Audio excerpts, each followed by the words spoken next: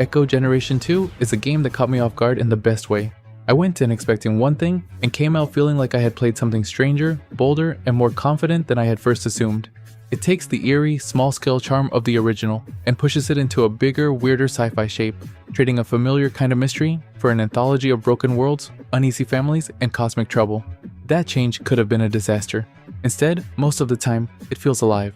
What stayed with me most was the way the game uses its structure to build mood. Each chapter has its own identity, its own rhythm, and its own visual temperature. One moment I was in a lab full of hostile machinery and sickly light.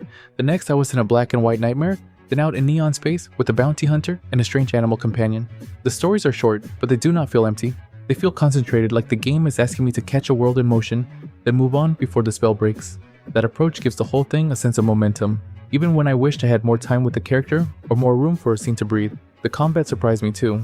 On paper, a card-based system can sound like it will either be too thin or too fussy, but Echo Generation 2 finds a good middle ground. It is turn-based, it is readable, and it makes me think without making me stop enjoying the fight. The different characters have distinct decks and playstyles, and that matters because the game keeps changing hands on me, asking me to adapt rather than settle into one routine. Status effects, shielding, symbol matching, healing, and passive badges all feed into a combat flow that is simple to understand but still satisfying when it clicks. I especially like the way defense matters, because blocking at the right time gives each encounter a little extra tension, even when the game is being generous. That said, the game does not always balance its ideas perfectly. Some chapters are so short that I never quite settle into a character's full potential before moving on, and by the end, the difficulty spike can feel abrupt, even punishing. A few fights invite brute force more than clever play, and the final stretch can become a slog if your deck or levels are not where they need to be. The exploration is also light, and while I appreciated the atmosphere, I did not always feel like I was discovering much beyond the next card or the next battle. Still, the game kept winning me back with style, music, and sheer personality. The audiovisual work is a huge part of that. The voxel art looks sharp, the lighting is often gorgeous, and the environments have a lot more character than their size might suggest.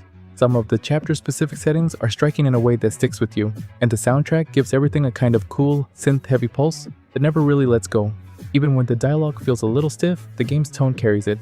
It knows how to move between charm, horror, comedy, and unease without collapsing under the weight of its own ambitions. For me, I scored a 7.5 out of 10.